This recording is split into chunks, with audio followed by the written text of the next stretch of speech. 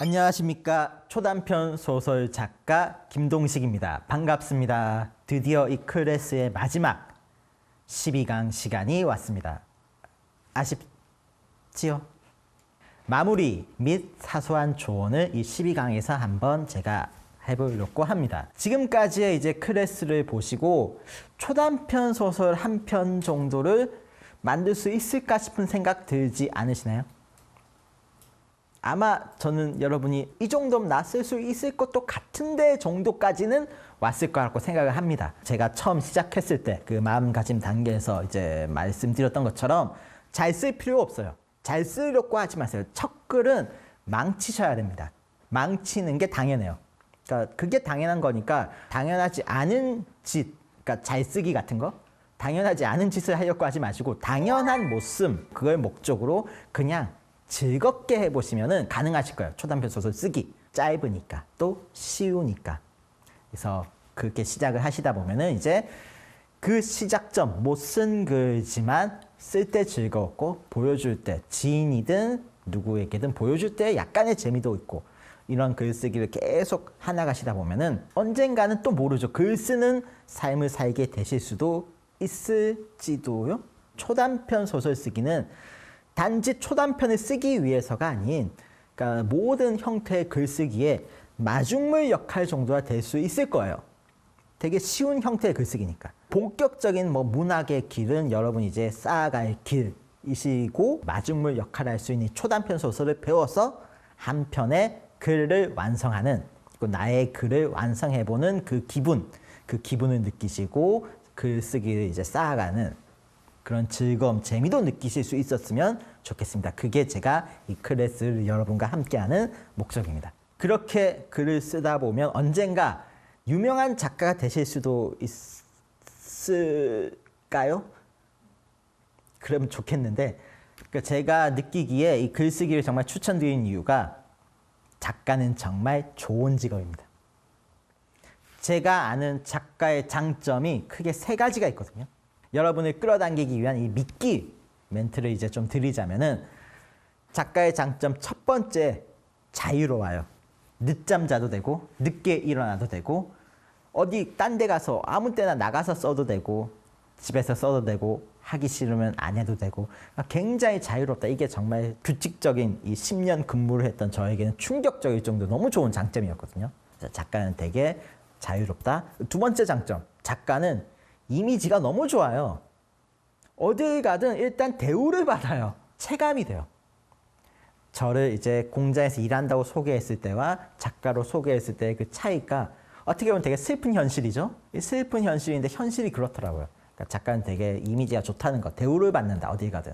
이것도 어쩔 수 없는 씁쓸하지만 장점이라고 봐야 될 것 같습니다. 마지막 세 번째 장점. 이게 저는 작가 최고의 장점이라고 생각하는 게 작가는 내가 내 일을 한다는 감각이 100%입니다. 이거 정말 커요. 전 살면서 정말 많은 일을 해봤지만 여러분 그 말 아실 겁니다. 내가 좋아하는 것도 일이 되면 싫어진다.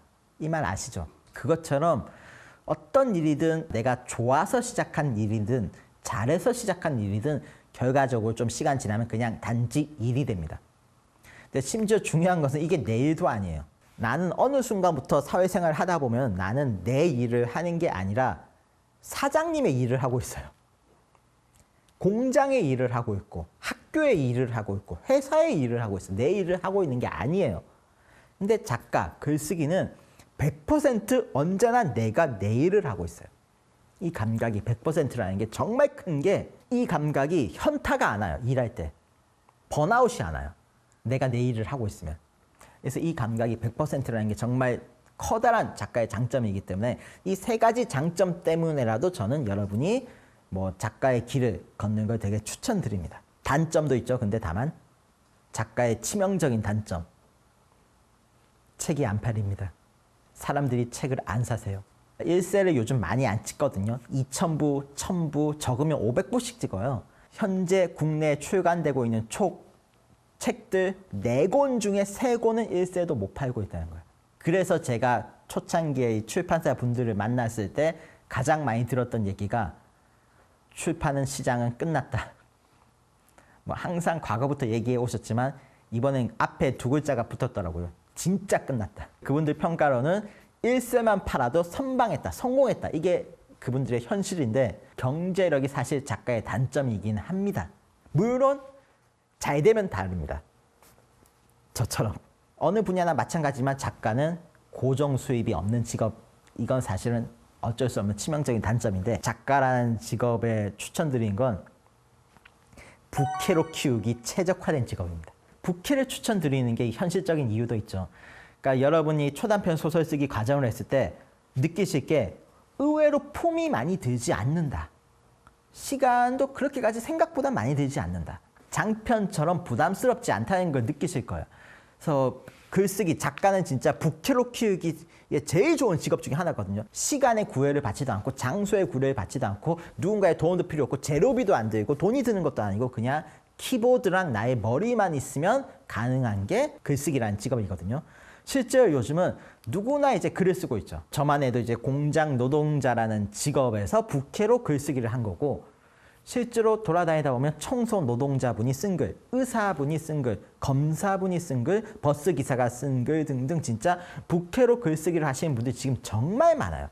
이런 시대이기 때문에 저도 여러분에게 부캐로서의 글쓰기 삶을 추천드린 거죠. 나는 글쓰기와는 관계없는 인생이지로 끝나는 게 아니라 시도 정도 해보셨으면 좋겠어요.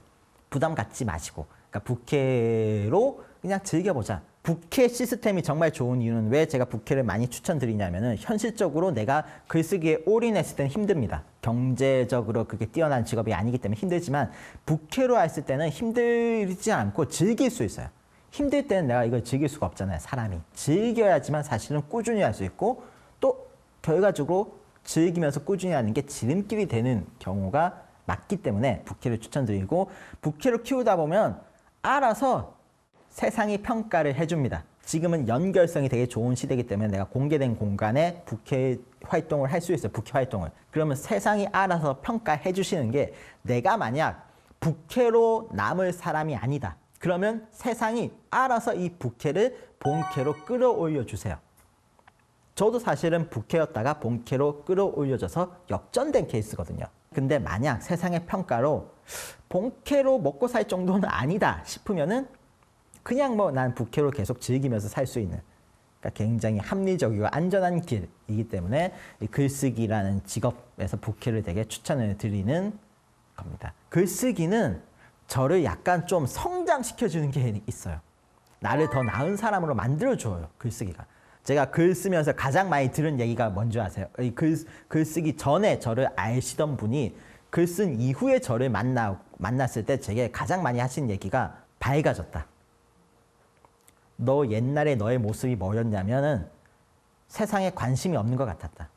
말도 안 하고 그냥 맨날 멍하니 일만 하고 바로 집에 가고 이랬던 네가 지금 웃고 있고 너 사람의 눈을 보면서 얘기를 하고 또 뭐 말을 하는 것도 조리가 있어졌다? 이런 성장했다는 말씀 되게 많이 해주시고 밝아졌다는 말씀 많이 하시는데 그러니까 장르를 떠나서 글쓰기라는 행위 자체가 사람을 성장시킬 수밖에 없는 이유는 첫째로 머릿속에 생각을 정리하는 행위이기 때문에 막연하던 그 생각들을 정리할 수 있음 자체에서 이제 약간 나의 체계, 나라는 인간의 체계가 잡히는 그런 게 있고 또 하나는 글 쓰는 행위는 반드시 상식을 추구합니다.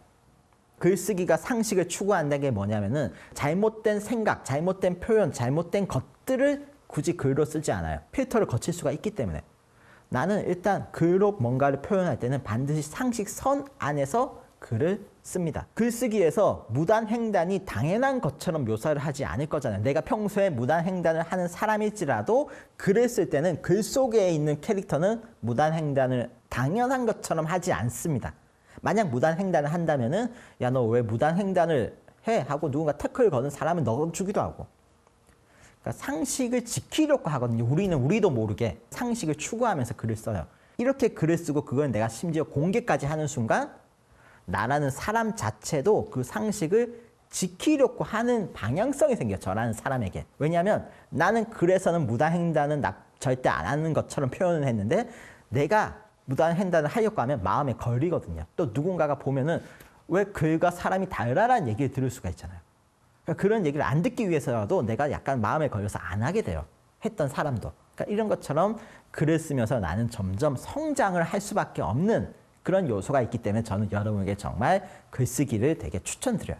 재미로서의 글쓰기도 추천드리지만 나를 성장시키는 그런 요소를 위해서라도 추천드리는 게 저는 글쓰기입니다.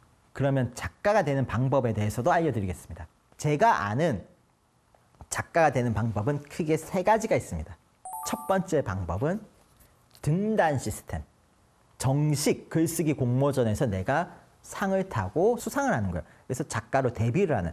다른 방법을 알려드리자면 작가가 될 수 있는 3가지 방법 중에 2번째 방법. 제가 작가가 된 방법이죠. 공개된 공간에 나의 글을 올려서 팬을 확보하는 일입니다.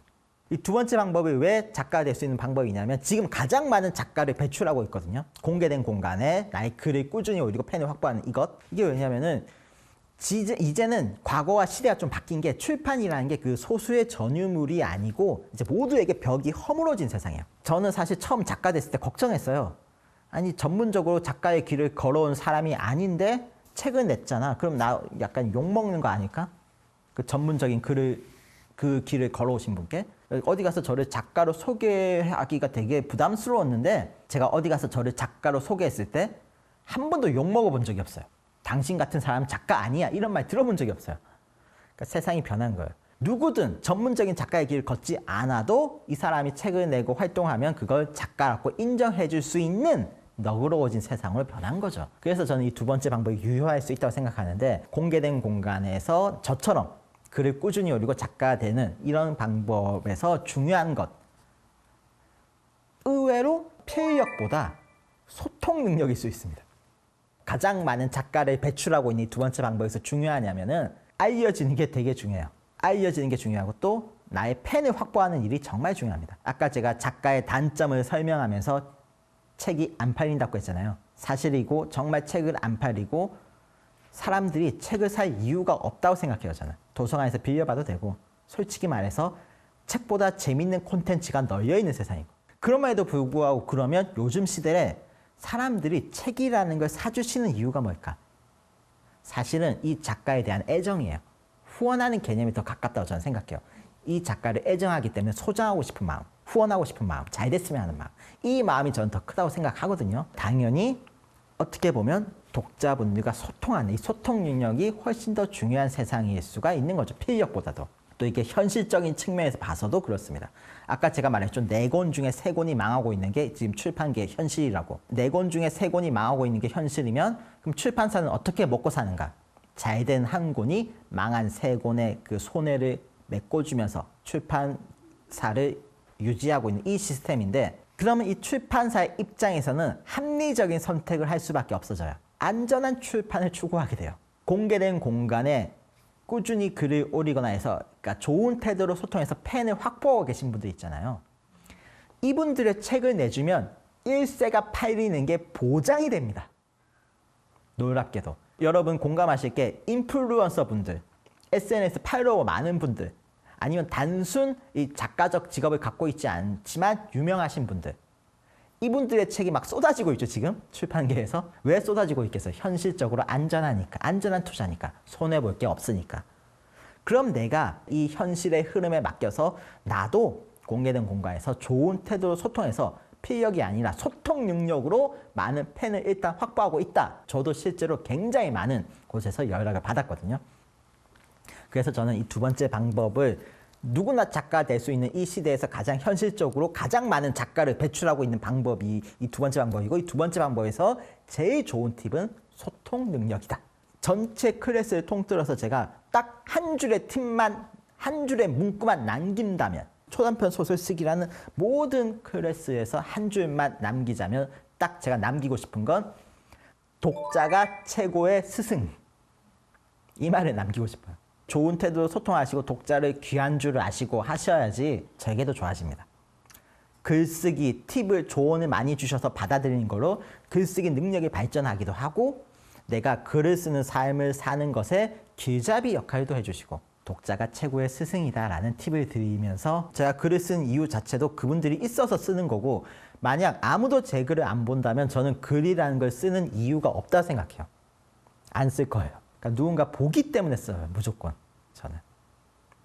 이게 요즘의 환경이죠. 사실 글이라는 것을 쓰면은 반드시 어딘가에는 공개하게 되는 것 같아요. 지금은 전자, 디지털로 넘어온 이상 확장성이 너무 좋아서 내가 공개를 안 하려고 해도 언젠간 올리게 되는 그런 흐름이 생기더라고요. 자, 작가가 될 수 있는 방법 3가지 중에 등단, 공개된 공간에서 소통 잘하기. 그리고 마지막 3번째 방법, 원고 투고 방법이 있거든요. 이게 어떤 방법이냐면 내가 소설을 일단 혼자서 다 쓴 다음에 출판사에 내달라고 투고하는 겁니다. 굉장히 아날로그적인 옛날 방법이거든요. 이 방법이. 되게 옛날 방법이지만 여전히 유효합니다. 이 방법에 약간의 팁을 드리자면은 나는 내가 쓴 소설이 어떤 형태의 소설인지 나는 알잖아요. 내가 쓴 글과 비슷한 느낌의 글을 하나하나 이제 찾아보고 그 글을 내준 출판사, 그 출판사로 내 글을 투고하면은 내 책도 내줄 확률이 높아요. 사실 출판사들은 각자의 색깔이 어느 정도 정해져 있거든요. 또 편집자분도 취향이라는 게 존재하기 때문에 내 글도 내줄 확률이 높아지는 거죠. 내 글과 비슷한 글을 내준 곳에서. 이 3가지 방법. 전 2번째 방법을 제일 추천합니다.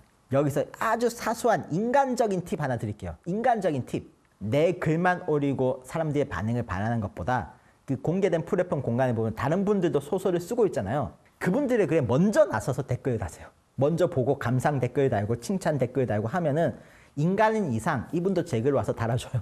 서로 이제 품앗이 하는 거죠. 이 품앗이도 또 많이 하면은 효과가 붙어요. 댓글 수가 하나도 없는 글을 사람들은 잘 안 눌러요. 누군가 반응을 몇 개라도 달아놓은 글을 이 사람 글이 좀 재밌나 보다 하고 와셔서 보시거든요. 이거 되게 의외로 중요합니다. 내 글만 쓰는 것도 중요하지만 남의 글에도 관심을 갖고 품앗이 서로 나누는 것. 이상으로 저와 함께한 초단편 소설쓰기 클래스 2를 마무리하겠습니다. 저 같은 사람이 EBS에 출연하게 될 줄 저는 몰랐거든요. 그러니까 제가 이렇게 몰랐고 여러분의 삶도 모릅니다. 글쓰기 어떻게 될지 모르니까 즐겁게 해보셨으면 좋겠습니다. 행복하세요.